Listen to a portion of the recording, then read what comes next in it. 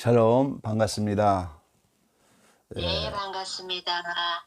오늘 기도 시리즈 7번째 시간인데요.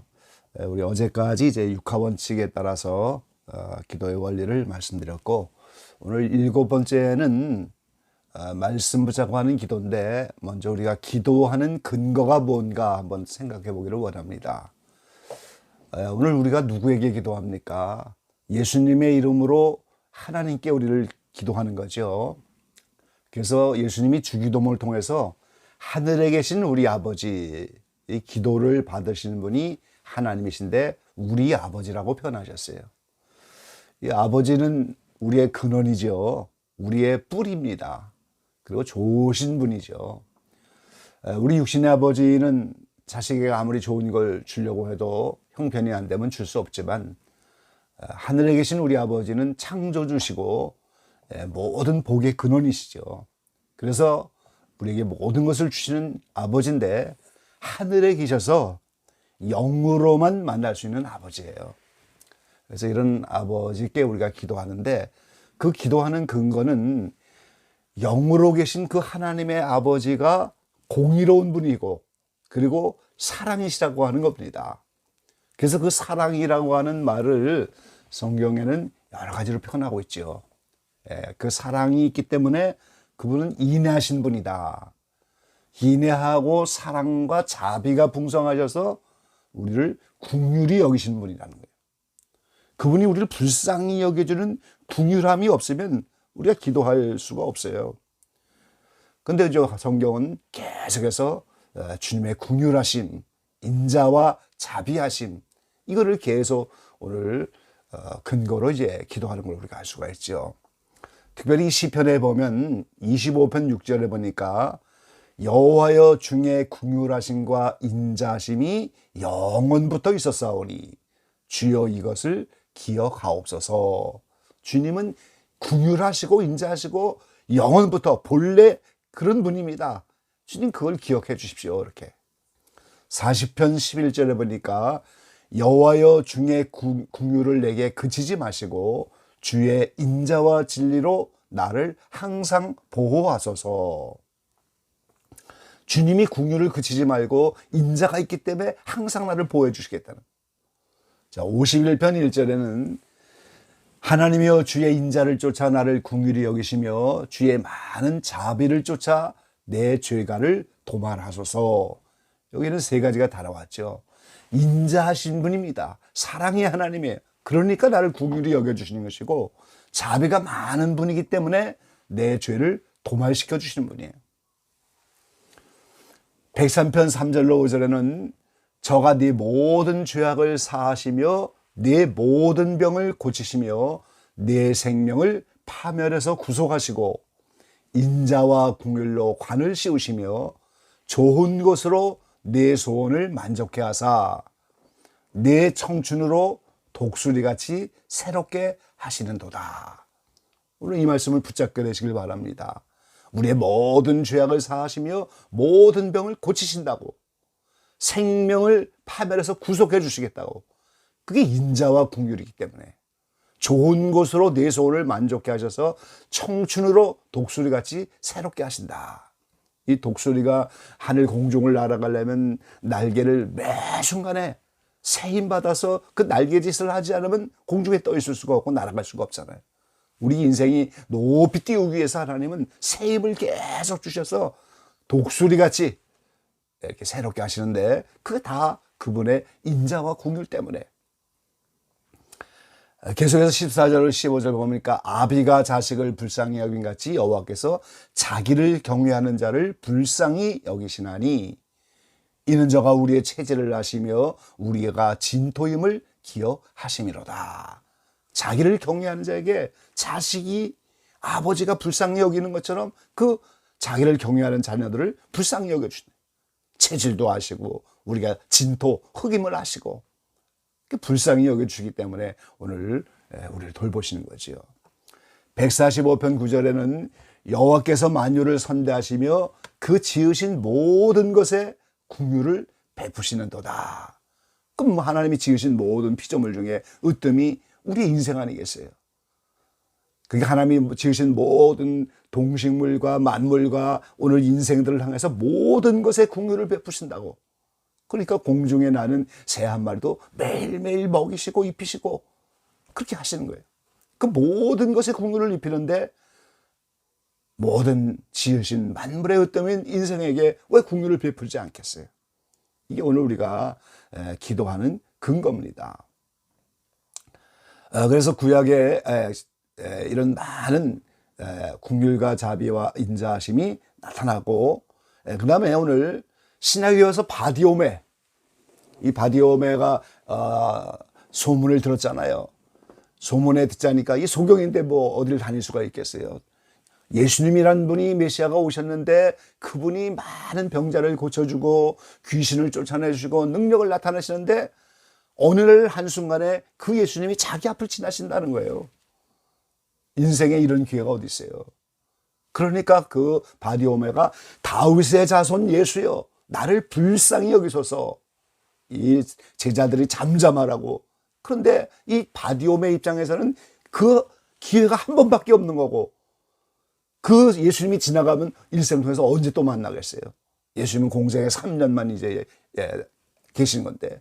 그러니까 이 바디오메가 간절히 다윗의 자손 예수여, 거기에 신앙 고백이 있잖아요. 다윗을 통하여 약속하신 메시아, 당신이 바로 메시아입니다. 나를 불쌍히 여기셔서. 이 말씀을 근거로 해서 오늘날 화살 기도를 하는 거죠. 순간적으로 쏘아올리는 화살처럼 오늘 주변에서는 뭐 잠잠하라, 주변에서는 여러 가지 환경이 와도 나는 이 기회를 놓칠 수 없다고 해서 순간적으로 화살을 쏘아올리는 것처럼 다윗의 자손 예수여 나를 불쌍히 여기셔서. 그러니까 예수님이 이걸 들으시고 눈을 뜨게 하셨잖아요.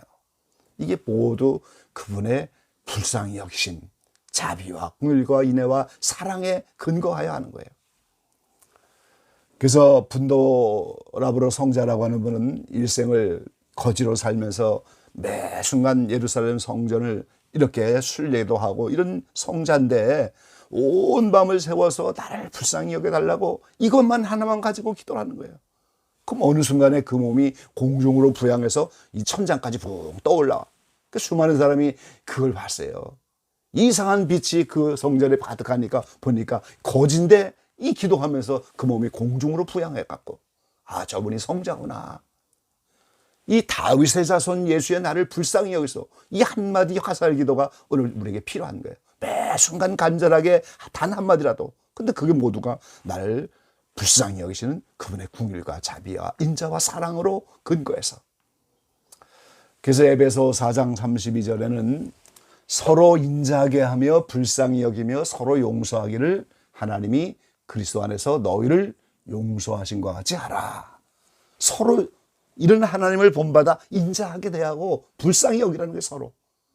다 같은 죄인이고 서로 허물도 많고 약점과 오늘 부족하고 이 진토의 흙덩어리처럼 이렇게 이런 인생인데 서로 불쌍히 여기고 서로 인자하게 하면서 서로 용서를 해야 한다는 거예요. 마태복음 18장 33절에는 내가 너를 불쌍히 여기고 같이 너도 내 동관을 불쌍히 여김이 마땅치 아니하냐. 우리가 잘 아는 것처럼 1만 달란트와 오늘 100데나리온 빚진 자 이야기잖아요. 1만 달란트면 이게 상상도 할 수 없는 금액이에요. 이 천문학적인 금액인데 원래는 자기의 가진 처자와 재산과 모든 소유를 팔아서 갚아야 되는데 그걸 불쌍히 여기고 다 탕감해 줬단 말이죠. 그런데 자기에게 빚진 자 100데나리온, 하루 일당이 데나리온이니까 100데나리온은 한 석 달 열흘 정도의 노동자 품삯, 그거를 안 갚는다고 용서하지 못하잖아요.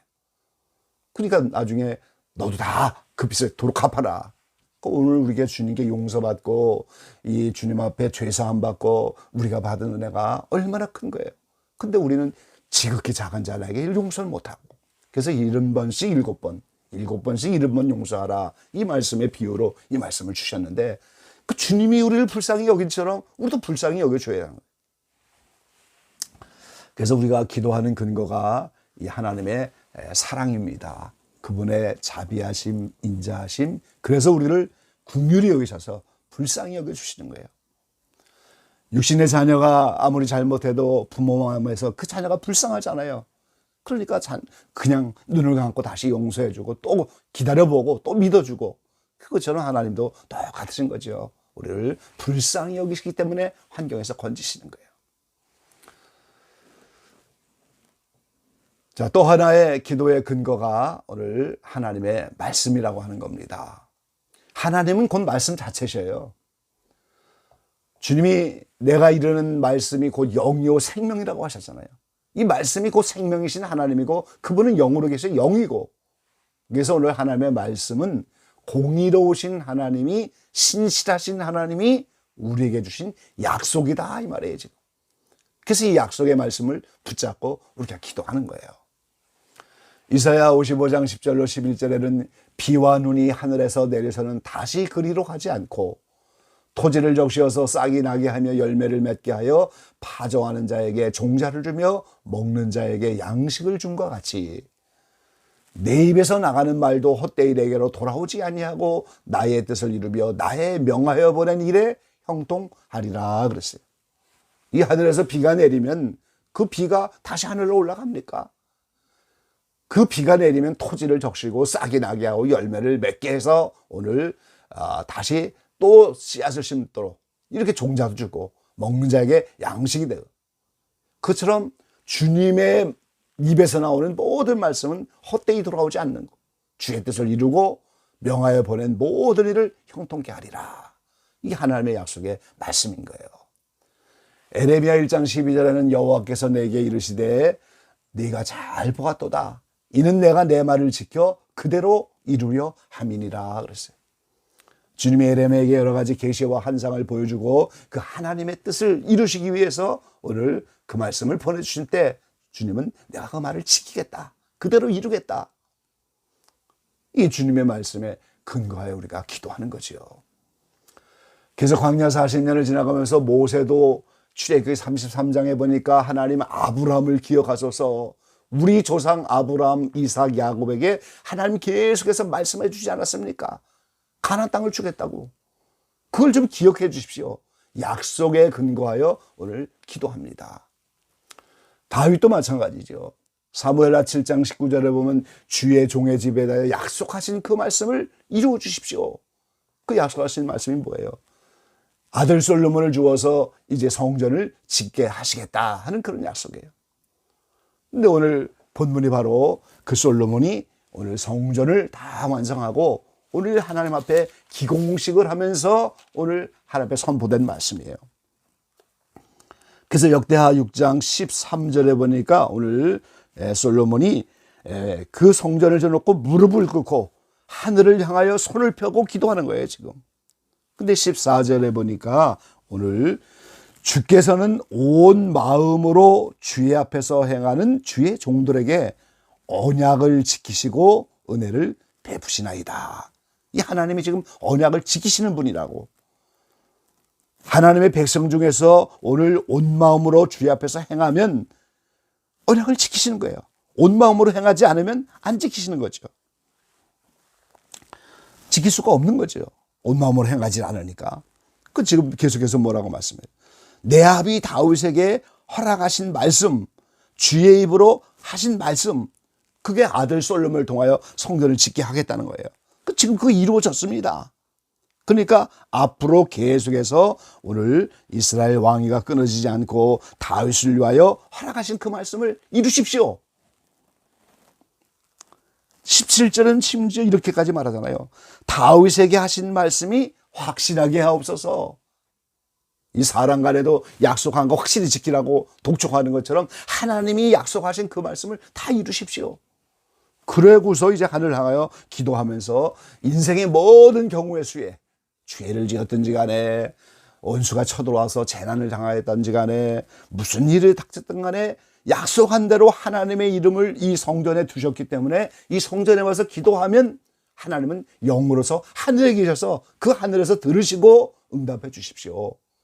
약속을 붙잡고 약속대로 기도하면 오늘 하늘에서 들으셔서 약속대로 이루어 주시라, 그렇게 말씀하고 있는 거예요. 에스라도 느헤미야도 성전을 재건하면서 계속해서 오늘 말씀을 기억해 달라고 계속해서 말씀으로 하고 있잖아요. 그러니까 오늘 우리가 기도하는 근거가 오늘 하나님의 말씀을 붙잡고 하고 그 말씀의 근거에서 기도하는 거예요. 루스 힌네스라고 하는 미국의 여자 목사님이 계시는데 이 야베스의 기도라고 하는 책이 베스트셀러였죠, 미국에서. 이와 동등하게 베스트셀러가 된 책을 썼는데 하늘을 여는 기도예요, 제목이. 이 한국어로 지금 번역이 됐고 오래전에 이분이 한국에 집회 왔을 때 저희가 저희 교회에서 이분을 모시고 집회도 했고, 그래서 이분을 개인적으로 좀 만난 적이 있는데 그분이 하늘을 여는 기도라고 하는 제목을 쓰면서 하나님이 자기에게 준 사명이 말씀을 붙잡고 하는 기도를 전파하는 그런 사명으로 그 책을 썼는데 거기에 부석에서 나온 책이 기도 전략집이에요. 성경에는 자그마치 36,500가지의 약속이 있기 때문에 인생의 어떤 경우의 수도 약속한 그 말씀이 있다는 거예요, 성경 안에. 그럼 그 말씀을 찾아서 붙잡고 오늘 기도하면 약속이니까 하나님은 신실하신 분이고 하나님 약속을 지키는 분이니까 오늘 우리가 주의 종들이 오늘 그 말씀을 따라 열심으로 행하면 하나님 약속한 거 지킬 수밖에 없는, 그래서 하늘을 열어지고 응답이 돼서 하늘을 여는 기도고, 그런 경우의 수가 성경에 많이 있기 때문에 기도 전략집을 만들어서 이런 경우에는 이 말씀을 붙잡고 기도하라 이렇게 써놓은 책이란 말이죠. 조지 물러가 일생 5만 번 기도응답을 받았다고 하는데 어떻게 이런 일이 있을 수가 있겠어요, 우리가. 일생 5만 번 기도응답을 받으면 예수 믿고 나서 하루에 몇 번 기도응답을 받아야 5만 번 기도응답을 받겠어요. 고아를 수천 명 먹이고 성경을 찍어서 온 세계 전파하고 선교사를 파송하고 얼마나 많은 일들을 했어요. 또 얼마나 많은 물질의 후원을 받아야 되겠어요. 근데 이분은 매번 말씀 붙잡고 기도하는 거예요. 오늘도 이제 총무가 와서 오늘 고아들이 먹어야 될 양식이 떨어졌다고 말이죠. 오늘 조지 물러는 말없이 성경을 펴고 시편 68편에 보니까 하나님은 고아의 아버지시며 하나님이 고아의 아버지시고 당신이 아버지고 당신이 약속대로 이 양식을 이들에게 줘야 되지 않냐. 그 말씀의 근거에 기도하는 거예요. 근데 그때 빵빵하면서 오늘 트럭이 여러 대가 왔는데 이 빵 공장에서 갑자기 불이 나갖고 이제 먹을 수는 있지만 팔 수 없는 그런 빵을 몇 차를 싣고 와서 그날도 양식이 해결이 됐다는 거죠.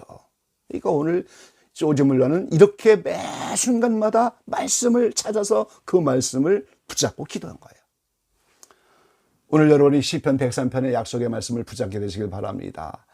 모든 병을 고치신다고 약속하고 있잖아요, 지금. 신약에 와서 수제자인 베드로도 누가복음 5장에 주님의 부르심을 받을 때 보면 밤이 맞도록 수고했는데 얻은 것이 없어요. 우리가 종종 그러잖아요. 일생 동안 수고하고 애를 썼는데 결과물이 없고 어렵고 힘들고, 그래서 그날 주님이 내가 밤이 맞도록 수고하여 얻은 것이 없지만은 깊은 데 가서 그물을 내려라. 이 베드로는 이 갈릴리 바다 게세네네 호수가 이제 어느 시간에 고기가 잡히고 이제 그 바다에서 잔뼈가 굵은 사람인데 자신의 경험과 자신의 방법을 다 내려놓고 주님이 깊은 데로 가서 그물을 내리라고 말씀하시니까 말씀을 의지하여 오늘 그물을 내리는 거예요. 그러니까 어떻게 됐어요? 2배나 가득 차도록. 그리고 이제 나는 죄인입니다. 나를 떠나소서. 주님이 메시아고 죄인임을 깨닫게 되고, 이게 얼마나 큰 은혜입니까? 그러고 이제 어떻게 돼요? 수제자가 되는 오늘 사명을 받는 거예요. 그러니까 단 한 번 말씀에 의지하니까 오늘 그렇게 많은 고기가 잡혀서 경제적인 문제, 사명의 문제, 죄의 문제 1박 3일 3가지나 해결이 돼버렸어요. 말씀 한 번 의지하여 기도했는데. 시편에 여러 가지 어려움을 당할 때 오늘 하나님이 부르짖어 기도하면 말씀을 보내사 유경에서 건지신다고 하잖아요. 그러니까 오늘 우리가 매 순간 말씀 들으는 훈련을 해야 되는 거예요. 성경을 읽다가 말씀이 나에게 다가오든지 이 성경의 글씨가 갑자기 튀어나오든지 크게 보이든지 아니면 은사적인 방법을 통하여 나에게 하늘의 음성을 들려주든지 어떤 계시를 주시든지, 그게 오늘 들숨의 기도인 거예요. 그냥 필요한 걸 다고다고만 외치는 게 아니고 날숨만 하는 게 아니고 숨을 들이기서야 또 내보내잖아요. 그 말씀을 들어야 나에게 주신 그 말씀을 붙잡고 나는 밤이 맞도록 수고하여 얻은 것이 없지만 베드로처럼 말씀에 의지하여 기도하는, 그때 놀라운 기적과 놀라운 응답의 역사가 나타나는 거죠. 오늘 기적의 방의 모든 분들이 기도하는 근거가 하나님의 사랑과 자비와 긍휼과 인내심을 깨닫고 불쌍히 여겨달라고 기도하시고, 특별히 말씀을 근거로 하여 말씀 붙잡고 하는 이 훈련을 통하여 조지물러처럼 일생 동안 그렇게 많은 기도 응답을 받고, 정말 베드로처럼 말씀에 의지하여 사명이 새로워지고, 말씀에 의지하여 오늘 죄인인 것을 깨닫게 되고, 말씀에 의지하여 갑절로 받게 되는 이런 놀라운 은혜의 역사가 우리 모두에게 있게 되기를 주의 이름으로 간절히 축원합니다. 아멘.